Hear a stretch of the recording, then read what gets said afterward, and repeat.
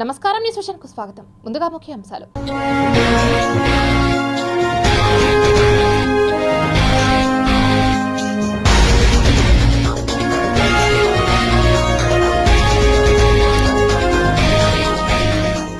భారత ఎన్నికల కమిషనర్ల నియామకం. సుఖ్బీర్ సింగ్ సంధు, జ్ఞానేష్ కుమార్ బాధ్యతల స్వీకరణ. చంద్రబాబుపై మంత్రి పెద్దిరెడ్డి రామచంద్రారెడ్డి ఫైర్. ప్రత్యేక హోదా ఇచ్చిందని బీజేపీతో పొత్త అని ఎద్దేవా.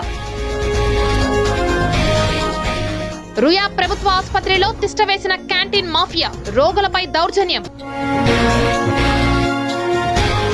దళారులకు కేర్ ఆఫ్ అడ్రస్ గా మారిన రైతు బజార్లు. పర్యవేక్షణలో అధికారుల వైఫల్యం. ముసుగులో అసాంఘిక కార్యకలాపాలు. పోలీసుల ఆకస్మిక తనిఖీల్లో బట్టబయలైన వాస్తవాలు. తిరుపతి సీటుపై జేఎస్పీలో పెరిగిన అసమ్మతి పోరు. తెరపైకి లోకల్ నాన్ లోకల్ ఇష్యూ.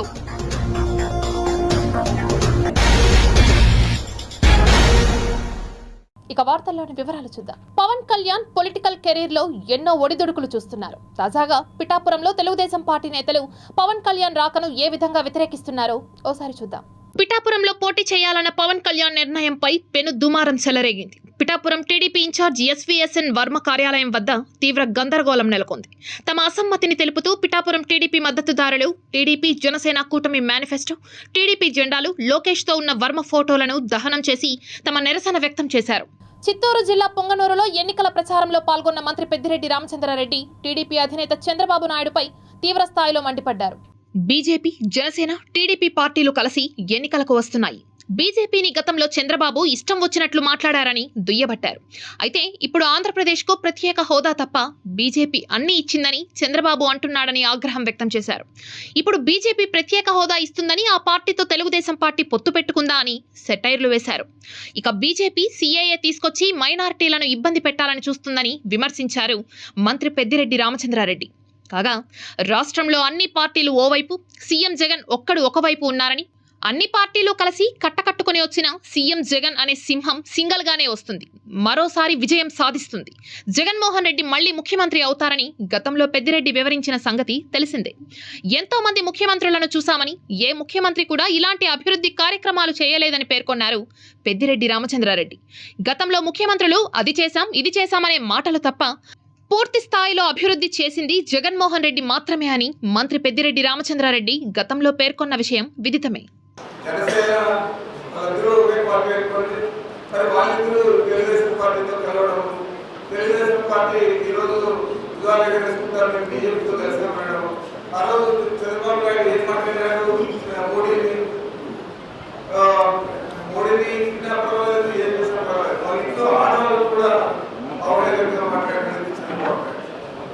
ఈరోజు నాకు ఏం లేదు, అంత బాగుంది ఏదో మాట్లాడే ఈరోజు మీరు పేపర్లో కూడా చూసించారు. ఒక స్పెషల్ స్టేటస్ తప్ప అన్నీ ఇచ్చేశాడు. ఆ స్టేటస్ కోసం నేను మాకు వినియోగించాను, మేము అక్కడి నుంచి అలయన్స్ వదిలేసాము. ఇప్పుడేమైనా స్టేటస్ ఇచ్చాడా? స్పెషల్ స్టేటస్ ఇలా మళ్ళీ తిరిగి అలయన్స్ పెట్టుకునేదానికి నేను అడుగుతాను. చంద్రబాబు నాయుడు అవకాశవాది, అవసరం ఉంటే కాలు పట్టుకుంటాడు, అవసరం లేకపోతే జుట్టు పట్టుకుంటాడు. ఇలాంటి వ్యక్తులు రాజకీయాల్లో ఉండకూడదు. కానీ మన దురదృష్టం ఉన్నాడు. నేను అందరినీ మనం చేస్తా ఉన్నాను. ఈసారి తెలుగుదేశం పార్టీ ఓడిపోతే చంద్రబాబు నాయుడు పీడ విడుదలైపోతారు. ఆధ్యాత్మిక నగరమైన తిరుపతిలో అసాంఘిక కార్యకలాపాలకు చెక్ పెట్టడానికి జిల్లా పోలీస్ శాఖ నిఘా పెంచింది. ఇందులో భాగంగా స్పా సెంటర్లలో ఆకస్మిక తనిఖీలు చేపట్టారు. తిరుపతిలోని స్పా సెంటర్లలో పోలీసులు బుధవారం రాత్రి ఆకస్మిక తనిఖీలు నిర్వహించారు. తిరుపతి ఈస్ట్, ఎస్వీయు పోలీస్ స్టేషన్ల పరిధిలోని స్పా సెంటర్లను పరిశీలించారు. నిర్వాహకులు ఎవరు, ఎలాంటి కార్యక్రమాలను నిర్వహిస్తున్నారు, అక్కడ పనిచేసే యువతులు ఎక్కడి నుంచి వచ్చారు అనే విషయాలను పోలీసులు క్షుణ్ణంగా అడిగి తెలుసుకున్నారు.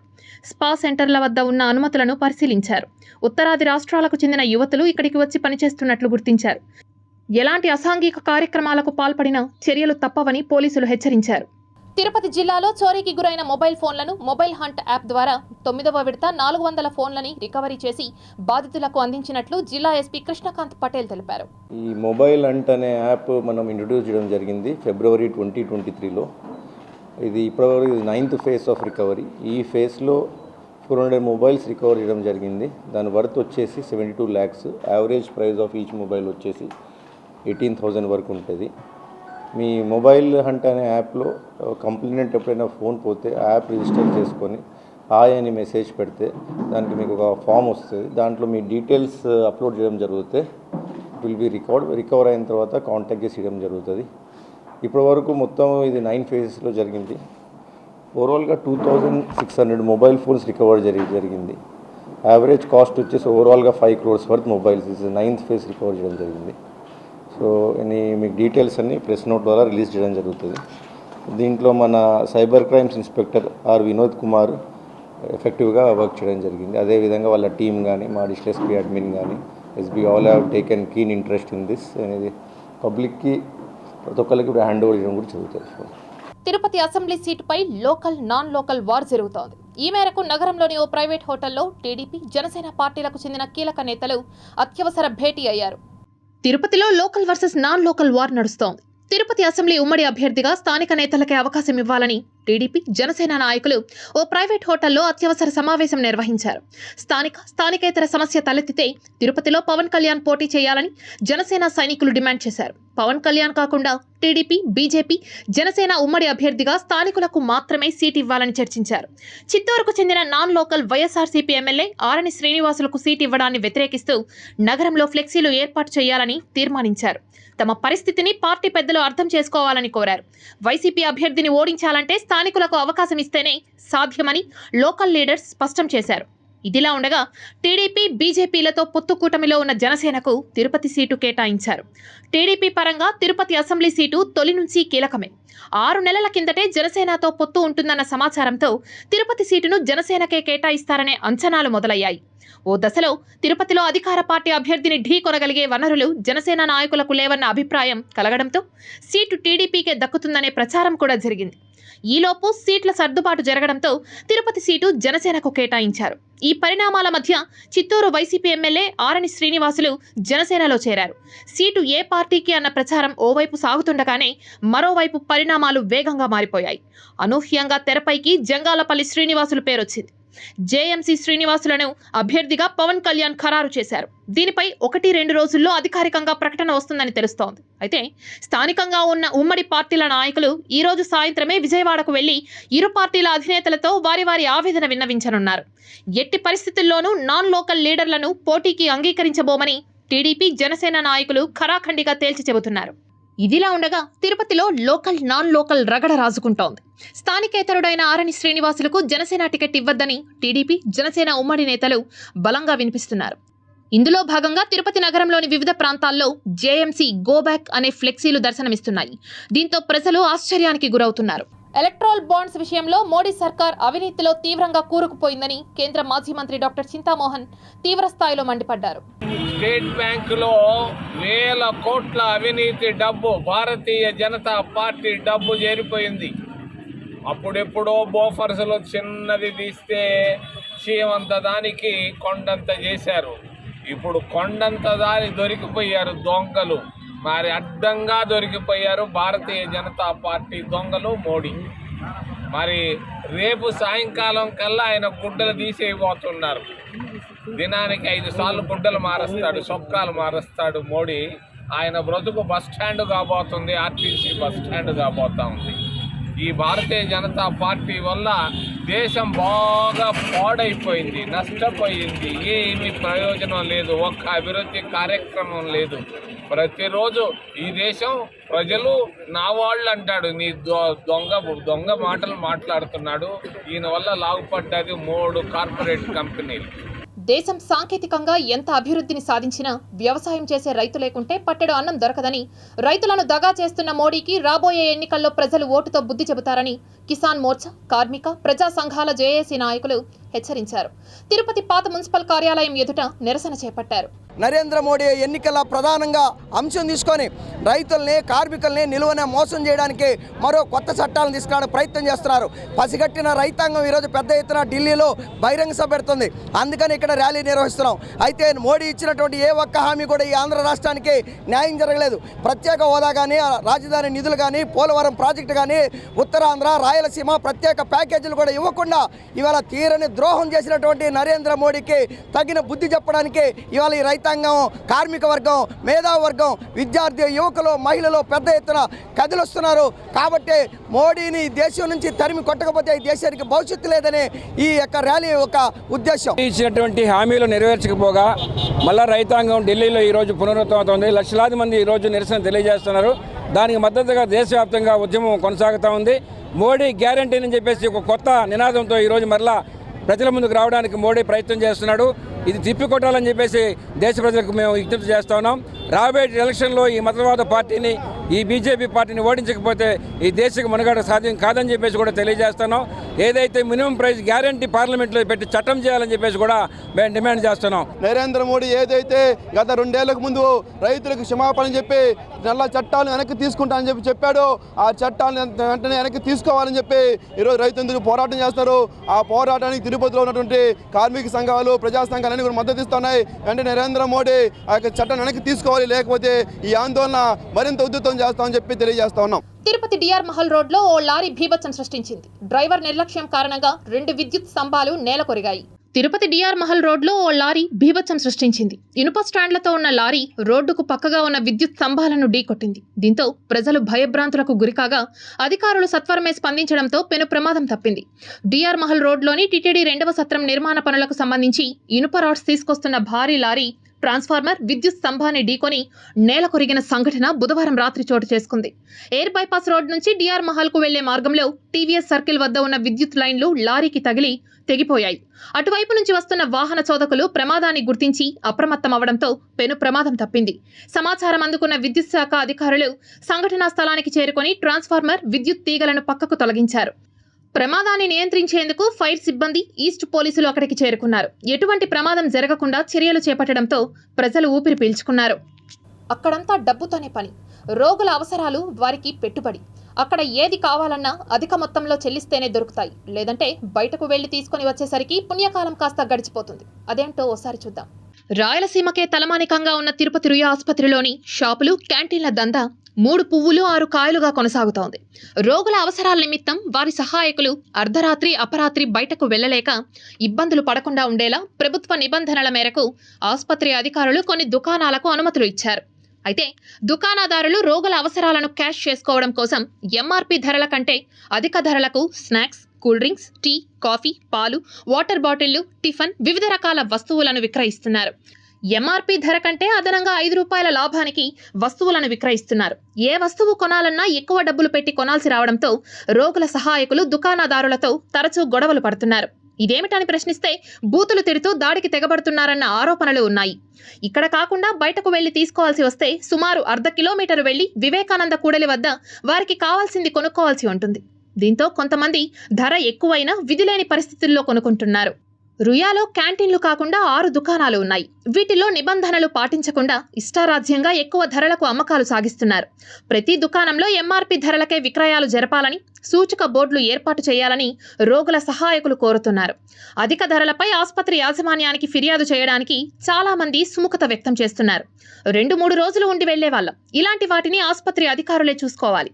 ఆర్థిక ఇబ్బందుల కారణంగా ప్రభుత్వ ఆసుపత్రికి వస్తే ఇక్కడ దుకాణదారులు అధిక రేట్లతో తమను జలగల్లా పీల్చి పిప్పి చేస్తున్నారని రోగులు, వారి సహాయకులు ఆవేదన వ్యక్తం చేస్తున్నారు. మా మామూలు నిత్యావసరాలు అంటే అక్కడ హాస్పిటల్లో పేషెంట్ కావాల్సిన వస్తువులు విపరీతమైనటువంటి రేట్లు పెట్టి దోచుకుంటున్నారు ప్రజల్ని. దానికంటూ ఒక రేటు కానీ, ఒక ఎంఆర్పి కానీ ఏమీ లేదు. అక్కడ హాస్పిటల్కి చావు బతుకుల మధ్య పేషెంట్ ఉంటే వీళ్ళకి అత్యధికమైనటువంటి డబ్బులు చెల్లించలేక పేదవాళ్ళు చాలా అవస్థలు పడుతున్నటువంటి పరిస్థితి మనం చూస్తున్నాము. కాబట్టి ఇప్పటికైనా రుయా హాస్పిటల్ సూపరింటెండెంట్ కావచ్చు, లేకపోతే దానికి సంబంధించిన అధికారులు కావచ్చు, వెంటనే స్పందించి ఆ రేట్లు నియంత్రణ చేయాలని చెప్పి, రేట్లు అందరికీ కంఫర్టబుల్గా అందుబాటులోకి తీసుకురావాలని చెప్పి ఈ సందర్భంగా తెలియజేసుకుంటున్నాను. పేదోడి సొంతింటి కల నెరవేర్చిన ఏపీ సీఎం జగన్ కు ప్రతి ఒక్కరూ కృతజ్ఞతా భావంతో ఉండాలని, జరగబోవు ఎన్నికల్లో జగనన్నకు ఓటు వేసి గెలిపించాలని కార్పొరేటర్ ఎస్కే బాబు కోరారు. 12వ డివిజన్ పరిధిలోని అర్హులైన మహిళలకు ఇంటి పట్టాలు పంపిణీ కార్యక్రమాన్ని చేపట్టారు. ఈ కార్యక్రమానికి ముఖ్య అతిథిగా ఆ డివిజన్ కార్పొరేటర్ ఎస్కే బాబు విచ్చేసి అర్హులైన పేద మహిళలకు ఇంటి పట్టాలను అందజేశారు. పేదలను లక్షాధికారులను చేయడమే జగనన్న ధ్యేయమని, జరగబోవు సార్వత్రిక ఎన్నికల్లో మళ్లీ జగన్మోహన్ రెడ్డిని ముఖ్యమంత్రి చేసుకోవాలని కోరారు. జగనన్న ముఖ్యమంత్రి అయితేనే మరెన్నో సంక్షేమ పథకాలు మనకు అందుతాయని తెలిపారు.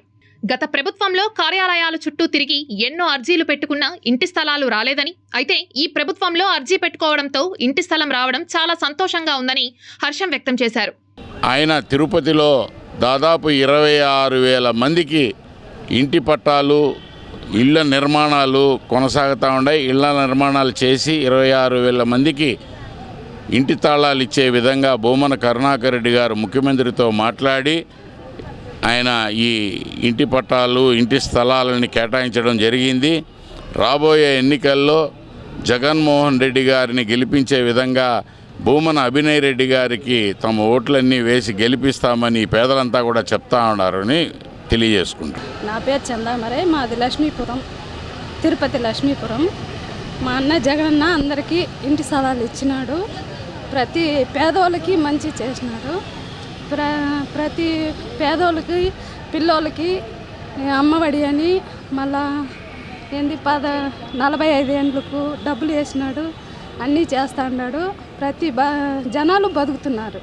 గత ఏడాదితో పోలిస్తే ఈ సంవత్సరం విపరీతమైన ఎండ ఉంది. ఈ ఏడాదికి ఉష్ణోగ్రతలు ఎక్కువగానే ఉంటాయని వాతావరణ శాఖ అధికారులు వెల్లడించారు. ఎండలు మండుతుండడంతో బయటకు రావాలంటేనే జనాలు భయపడుతున్నారు. ఇక చిన్నారులు, పెద్దల సంగతి అయితే చెప్పనక్కర్లేదు. ఈ క్రమంలో ఒంటిపూట బడులు నిర్వహించాలని ప్రభుత్వాలు ఆదేశాలు జారీ చేశాయి. ఏపీలో కూడా ఒంటిపూట బడులు నిర్వహించాలని డిమాండ్ చేస్తున్నారు. మార్చి 18 నుంచి ఒంటిపూట బడులు నిర్వహించాలని ప్రభుత్వం ఆదేశాలు జారీ చేసింది. కానీ ఈసారి ఏపీలో మాత్రం ఒంటిపూట బడులు ఆలస్యం కానున్నాయి. అయితే ఎప్పటి నుంచి అనే దానిపై ఇంకా స్పష్టత రాలేదు. ఈ క్రమంలో ఏపీలో ఒంటిపూట బడులపై క్లారిటీ వచ్చేసింది. మార్చి 18 నుంచి హాఫ్ డే స్కూల్స్ ప్రారంభమవుతాయని తెలుస్తోంది. దీనిపై అధికారిక ప్రకటన రాకపోయినా మార్చి 18 నుంచే ఏపీలో 10వ తరగతి పబ్లిక్ పరీక్షలు ప్రారంభం కానున్నాయి. దీంతో ఎగ్జామ్స్ నిర్వహించే బడుల్లో మధ్యాహ్నం నుంచి తరగతులు నిర్వహించాలని ఇప్పటికే ప్రభుత్వం నిర్ణయించింది. పలు ప్రాంతాల్లో ఉష్ణోగ్రతలు 40 డిగ్రీల కంటే ఎక్కువగా నమోదవుతున్నాయి. కొన్ని జిల్లాల్లో రికార్డు స్థాయిలో గరిష్ట ఉష్ణోగ్రతలు నమోదవుతున్నాయి. ఏకంగా 43.5 డిగ్రీల గరిష్ట ఉష్ణోగ్రతలు నమోదవుతున్నాయి. రాబోయే రోజుల్లో ఉష్ణోగ్రతలు ఇంకా పెరిగే అవకాశం ఉందంటున్నారు. ఎండలు రికార్డు స్థాయిలో నమోదవుతుండటంతో తగిన జాగ్రత్త చర్యలు తీసుకోవాలని నిపుణులు సూచిస్తున్నారు. తిరుపతిలో అంతర్జాతీయ క్రికెట్ స్టేడియం నిర్మాణం కలగా మారిపోయింది. దీంతో క్రీడాకారులు తీవ్ర నిరుత్సాహంతో ఉన్నారు. ఉమ్మడి ఆంధ్రప్రదేశ్ చివరి ముఖ్యమంత్రి నల్లారి కిరణ్ కుమార్ రెడ్డి తిరుపతిలో అంతర్జాతీయ క్రికెట్ స్టేడియం నిర్మించాలని సంకల్పించారు. టైం బ్యాడ్ కావడంతో రాష్ట్రం 2 ముక్కలుగా చీలిపోయిన నేపథ్యంలో కలలు కాస్త నీటిపై రాతలుగా మిగిలిపోయాయి. 2014 నుండి నేటి వరకు శిలాఫలకం దర్శనమిస్తోందే తప్ప ఒక్క ఇటుక కూడా ఇక్కడ నిర్మాణం కాలేదంటే అతిశయోక్తి కాదు. ఇప్పటికైనా పాలకపక్షం తిరుపతిలో నిర్మించదలచిన అంతర్జాతీయ క్రికెట్ స్టేడియంపై దృష్టి సారించి త్వరితగతిన నిర్మాణాలు పూర్తి చేయాల్సినటువంటి బాధ్యత ఎంతైనా ఉందని స్థానికులు అభిప్రాయపడుతున్నారు.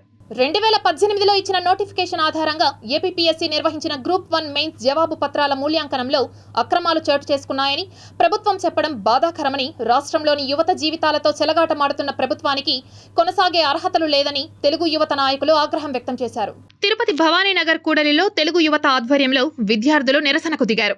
2018 ఏపీపీఎస్సీ నిర్వహించిన గ్రూప్ 1 మెయిన్స్ ను రద్దు చేయడాన్ని నిరసిస్తూ విద్యార్థులు ప్లకార్డులతో నిరసన తెలిపారు. 2018లో తెలుగుదేశం పార్టీ గ్రూప్ 1 నోటిఫికేషన్ ఇస్తే ఆ గ్రూప్ 1 నోటిఫికేషన్లో కూడా ఈరోజు గ్రూప్ 1 పోస్టులు అమ్ముకున్న దగాకోరి జగన్మోహన్ రెడ్డి వెంటనే రాజీనామా చేయాలని చెప్పి ఈరోజు రాష్ట్రవ్యాప్తంగా చేస్తున్నాం. ఈరోజు ఎవరైనా ప్రపంచంలో గ్రూప్ 1 పోస్టులు అమ్ముకుంటారా? పేద విద్యార్థులు, నిరుద్యోగులు, బడుగు బలహీన వర్గాలు ఉద్యోగాలు అవసరం లేదా? ఈరోజు వాళ్ళు ఏం ఉద్యోగాలు ఎంఆర్ఓలు ఆగకూడదా? ఆర్టీఓలు ఆగకూడదా? గ్రూప్ 1 పోస్టులను కూడా అమ్ముకున్న ఈ ముఖ్యమంత్రి ఒక్క నిమిషంగా ఉండకూడదు, రాజీనామా చేయాలి. నిరుద్యోగుల పక్షాన మేము వదిలిపెట్టే ప్రశ్న లేదు. ఇప్పటికే రోడ్డు ఎక్కాం, రాష్ట్రవ్యాప్తం చేస్తాం, జగన్ ఇల్లు ముట్టడిస్తాం. ఇది న్యాయం చేసేంతవరకు, అతను రాజీనామా చేసేంతవరకు వదిలిపెట్టే ప్రసక్తి లేదు. రైతుల సౌకర్యార్థం ఏర్పాటు చేసిన రైతు బజార్లో దళారులు రాజ్యమేలుతున్నారు. తిరుపతి పళని థియేటర్ వద్ద ఏర్పాటు చేసిన రైతు బజార్ అవినీతికి కేర్ ఆఫ్ అడ్రస్ గా మారింది. స్వయంగా రైతులు పండించే పంటను అమ్ముకోవడానికి అనువైన కేంద్రంగా రైతు బజార్లను అప్పటి ప్రభుత్వం ఏర్పాటు చేసింది. అయితే దళారులు రైతులను భయభ్రాంతులకు గురిచేసి అక్కడి నుండి తరిమేశారు. ఈ రైతు బజారులో మాఫియా చెప్పిందే రేటు, లేదంటే నిజమైన రైతుకు గిట్టుబాటు ధర డౌట్. ఎండనక వాననక వ్యవసాయం చేస్తూ కాయా కష్టంతో పండించిన పంటను 10 రూపాయలకు అమ్ముకోవడానికి కూడా నిజమైన రైతుకి స్థలం దొరకడం లేదు. దీనిపైన చర్యలు తీసుకోవాల్సిన అధికారులు సైతం పట్టించుకోకపోవడంతో రైతులు తీవ్ర ఆవేదన వ్యక్తం చేస్తున్నారు. సందట్లో సడేమియా అన్నట్లు కొంతమంది బయట వ్యాపారులు రైతులకు నష్టం వాటిల్లే విధంగా రైతు బజార్ ముందు తమిళనాడు, కర్ణాటక రాష్ట్రాల నుంచి రసాయనాలతో పండించిన కూరగాయలను ఇక్కడ వినియోగదారులకు అమ్ముతూ రైతులకు తీవ్ర నష్టం చేసే విధంగా వ్యవహరిస్తున్నారు. పరిస్థితి చూస్తే లోపల 94 షాపులు ఉన్నాయి. దాదాపుగా ఒక 150 మంది రైతులు వస్తారు ఒక రోజుకి.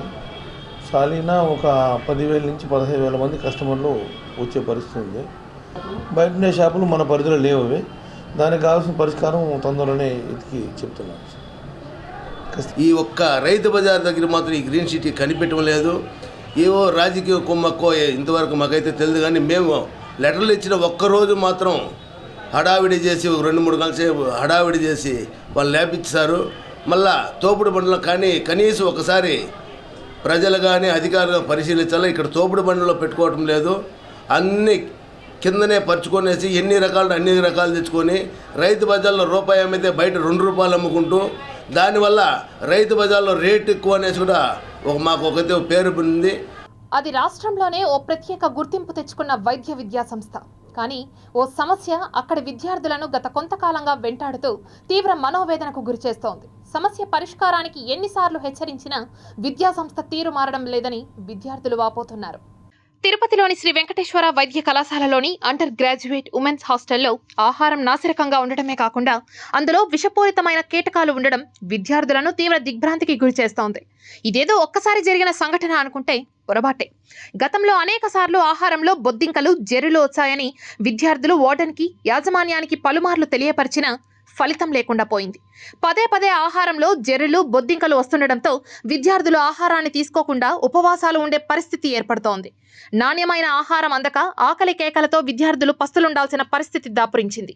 ఉన్నత విద్యను అభ్యసించి జీవితంలో అత్యున్నత శిఖరాలకు చేరుకొని తమ లక్ష్య సాధన దిశగా అడుగులు వేస్తున్న విద్యార్థులకు రోజురోజుకి సుడిగుండంలా సమస్య తయారవుతోంది.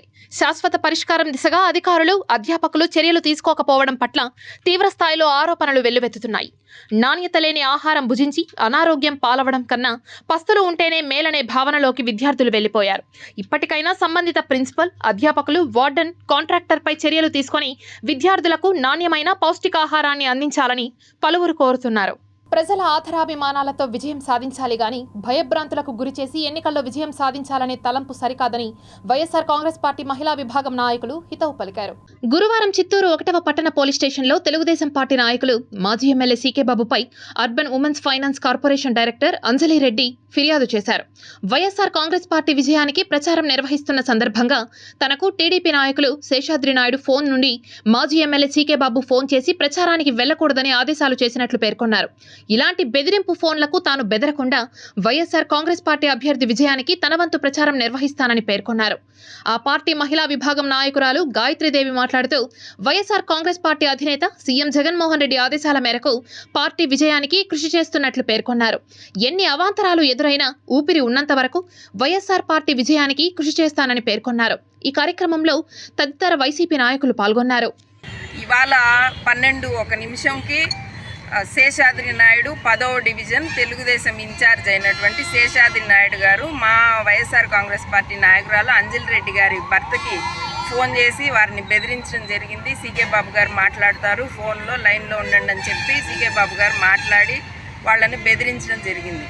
నేను అడుగుతున్నాను, అందరికీ విదితమే చిత్తూరులో గత 40-50 సంవత్సరాలు అనుకోండి, లేకపోతే వెనక్కి ఒక 30 సంవత్సరాలు అనుకోండి, ఇంకా ఎంతకాలం చిత్తూరు ప్రజలు ఈ రౌడీ రాజకీయాలని భరించాలి? ఈ విధంగా భయభ్రాంతులకి ప్రజల్ని గురి చేసి భయభ్రాంతులతో మీ గుప్పిట్లో పెట్టుకొని ఇంకా చిత్తూరుని ఏల్దాం అనుకుంటే వాటికి అటువంటి రౌడీ రాజకీయాలకి తావిచ్చేటువంటి జనరేషన్ ఇప్పుడు చిత్తూరు నియోజకవర్గంలో లేదని మీరు గుర్తుంచుకోవాలి.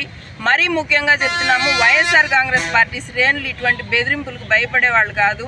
మీరు ఇంత చేస్తే దానికి 10ఇంతలు మేము ఇంకా బౌన్స్ బ్యాక్ అయ్యే వాళ్ళమే కానీ మీ భయపడి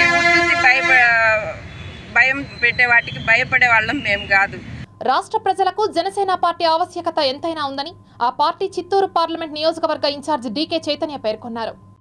గురువారం స్థానిక లక్ష్మీనగర్ కాలనీలోని జనసేన పార్టీ కార్యాలయంలో ఆ పార్టీ 10వ ఆవిర్భావ దినోత్సవాన్ని తెలుగుదేశం జనసేన పార్టీ నాయకులు ఘనంగా జరుపుకున్నారు. ఈ కార్యక్రమంలో జనసేన జెండాను ఆవిష్కరించి పార్టీ ఆవిర్భావం ఆవశ్యకతపై చర్చించుకున్నారు. ఈ సందర్భంగా డీకే చైతన్య మాట్లాడుతూ రాష్ట్రంలో ప్రస్తుత రాజకీయ పరిస్థితుల నేపథ్యంలో జనసేన అధినేత బీజేపీ, తెలుగుదేశం, జనసేన పార్టీలతో ఒక కూటమిని ఏర్పాటు చేసి ఎన్నికలకు వెళ్తున్నట్లు తెలిపారు. రాష్ట్ర అభివృద్ధికి జనసేన బలపరిచిన అభ్యర్థులను గెలిపించాలని ఆమె ఈ సందర్భంగా విజ్ఞప్తి చేశారు. అతిథిగా పాల్గొన్న తెలుగుదేశం పార్టీ చిత్తూరు అసెంబ్లీ నియోజకవర్గ అభ్యర్థి గురజాల జగన్మోహన్ మాట్లాడుతూ టీడీపీ అధినేత చంద్రబాబు నాయుడు, జనసేన అధినేత పవన్ కళ్యాణ్ ఎంతో దూరదృష్టితో రాష్ట్ర అభివృద్ధి కోసం పొత్తులతో ముందుకు వెళ్తున్నారని పేర్కొన్నారు. ఈ కార్యక్రమంలో చిత్తూరు ఎంపీ టీడీపీ ఆశావాహ అభ్యర్థి ప్రసాదరావు, జనసేన పార్టీ నాయకులు దయారాం, యశ్వంత్ తదితరులు పాల్గొన్నారు. నారా చంద్రబాబు నాయుడు గారు ఎప్పుడైతే అక్రమ అరెస్టుకు గురి అయ్యారో అందరికంటే ముందు రాజమండ్రి జైలుకి విచ్చేసి బయట రావడం అయినా మీ అందరూ ఆయనతో పాటు ఉంటారనే ఒక నమ్మకంతో అందరినీ కలవకుండా కూడా ఒక మాట ఇచ్చాడు. మనమందరూ కలిసి తెలుగుదేశం జనసేన పార్టీ ఉమ్మడిగా ఈ రానున్న 24 ఎలక్షన్లో పార్టిసిపేట్ చేస్తామని చెప్పే ఒక మంచి మనసున్న మహారాజు శ్రీ పవన్ కళ్యాణ్ గారు. సో వారికి ఆ భగవంతుడు ఇంకా మంచి ఆరోగ్యం, ఐశ్వర్యం. మన జనసైనికులు, మన టీడీపీ కార్యకర్తలు ప్రతి ఒక్కరు వచ్చిన దానికి ధన్యవాదాలు. అలాగే మన Janasena formation 11th formation day ఇవాళ చాలా సంతోషకరమైన విషయం. అలాగే మన పవన్ కళ్యాణ్ గారు ఎన్నో కళలు ప్రజల కోసం ప్రజలకు మంచి చేయాలని చెప్పి ఈ పార్టీని నిర్మించారు. ఎన్నికల నియమ నిబంధనలను అనుసరించి పీఓలు, ఏపీఓలు విధులను నిర్వహించాలని జిల్లా జాయింట్ కలెక్టర్ శ్రీనివాసులు అన్నారు. గురువారం జెడ్పీ సమావేశ మందిరంలో పీఓలు, ఏపీఓలకు జాయింట్ కలెక్టర్ 2వ రోజు శిక్షణా తరగతులు నిర్వహించారు. ఈ సందర్భంగా జాయింట్ కలెక్టర్ మాట్లాడుతూ పోలింగ్ రోజు తమ విధులను బాధ్యతాయుతంగా నిర్వర్తించాలని, ఎన్నికల రోజు పోలింగ్కు సంబంధించి సమస్యలు తదితర అంశాలలో సందేహాల నివృత్తికి ఎన్నికల సంఘం అందించిన హ్యాండ్బుక్ను పీఓలు, ఏపీఓలకు అందించడం జరిగిందని, హ్యాండ్బుక్ను పలుమార్లు క్షుణ్ణంగా అభ్యసించారని తెలిపారు. సార్వత్రిక ఎన్నికల విధి విధానాలు గతంలో నిర్వహించిన ఎన్నికలకు భిన్నంగా ఉంటుందని, ఎప్పటికప్పుడు సాంకేతిక పరిజ్ఞానం సవరించబడిన విధానాలను అవలంబించవలసి ఉంటుందని అన్నారు. పీఓలు, ఏపీఓలు ఎటువంటి ఒత్తిడికి లోను కాకుండా ఎన్నికల సంఘం సూచనల మేరకు సజావుగా విధులు నిర్వర్తించాలని అన్నారు. ఈ శిక్షణా కార్యక్రమంలో చిత్తూరు ఆర్డీఓ చిన్నయ్య, పీఓలు, ఏపీఓలు, సంబంధిత అధికారులు తదితరులు పాల్గొన్నారు. మానవ శరీరం యాక్టివ్గా ఉండడానికి కిడ్నీలు కీలక పాత్ర పోషిస్తాయని, ఇది బాడీలో ఉన్న వ్యర్థాలు, మురికిని బయటకు చేరవేసేందుకు ఎంతగానో సహాయపడతాయని ప్రముఖ కిడ్నీ వైద్య నిపుణులు రష్ ఆసుపత్రి అధినేత డాక్టర్ సిపాయి సుబ్రహ్మణ్యం తెలిపారు. ప్రపంచ కిడ్నీ దినోత్సవం సందర్భంగా తిరుపతి రష్ ఆసుపత్రిలో రోగులకు అవగాహన సదస్సు నిర్వహించారు. కిడ్నీ వ్యాధులను నియంత్రించడానికి, వాటి పట్ల జాగ్రత్తలను తీసుకోవడానికి అవసరమైన సలహాలు, సూచనలను వైద్యులు అందజేశారు. లేదు అసలు నీళ్లు కట్టేలాగితే రాళ్ళే రావు. ఈసారి రాయొచ్చినప్పుడు నెక్స్ట్ ఇయర్ మళ్ళీ వస్తుంటుంది. వాళ్ళు నీళ్లు బాగా రాత్రి 2 సార్లు 10 గంటలకు గ్లాసులు ఏదో లిక్విడ్ తీసుకొని నీళ్ళ పదార్థాలు రాళ్ళు రావు. ఇందులో రాయండి, మీకు చూసిన రాయి ఇలా కట్ చేసి కిడ్నీ రాయి తీసేవాడు. ఇప్పుడు అవసరం లేదు, లేజర్ ట్రీట్మెంట్ గంటలు అయిపోతుంది. పెద్ద రాయిని సెకండ్ డే పంపించేస్తాం. టెక్నాలజీ బాగా పెరిగిపోయింది. లేజర్ ట్రీట్మెంట్ కోత ఉండదు, పెద్ద పెద్ద ఘాట్లు ఉండవు. కిడ్నీ రాయిలు తీసే అవకాశం ఈరోజు లేజర్ ట్రీట్మెంట్ వచ్చింది. Tirupati gold jewellery and silver merchants association సమాచారం మేరకు తిరుపతి లోకల్ బులియన్ మార్కెట్లో బంగారం, వెండి ధరలు ఇలా ఉంటాయి. 24 క్యారెట్ల అపరంజి బంగారం 10 గ్రాముల ధర 67,680 రూపాయలు. 22 క్యారెట్ల బంగారం 1 గ్రాము ధర 6,078 రూపాయలు. వెండి 1 కేజీ ధర 75,800 రూపాయలు. రీటైల్ వెండి 1 గ్రాము ధర 77 రూపాయల 80 పైసలుగా ఉంటుంది. వార్తలు ముగించే ముందు ముఖ్యాంశాలు మరోసారి చూద్దాం.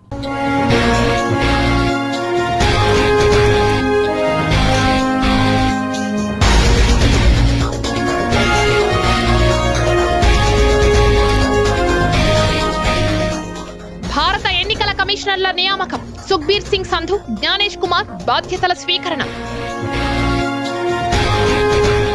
చంద్రబాబుపై మంత్రి పెద్దిరెడ్డి రామచంద్రారెడ్డి ఫైర్. ప్రత్యేక హోదా ఇచ్చిందని బీజేపీతో పొత్తా అని ఎద్దేవా. రుయా ప్రభుత్వ ఆసుపత్రిలో తిష్టవేసిన క్యాంటీన్ మాఫియా. రోగులపై దౌర్జన్యం. దళారులకు కేర్ ఆఫ్ అడ్రస్ గా మారిన రైతు బజార్లు, పర్యవేక్షణలో అధికారుల వైఫల్యం. స్పా ముసుగులు అసాంఘిక కార్యకలాపాలు, పోలీసుల ఆకస్మిక తనిఖీల్లో బట్టబయలైన వాస్తవాలు. తిరుపతి సీటుపై జేఎస్పీలో పెరిగిన అసమ్మతి పోరు, తెరపైకి లోకల్ నాన్ లోకల్ ఇష్యూ.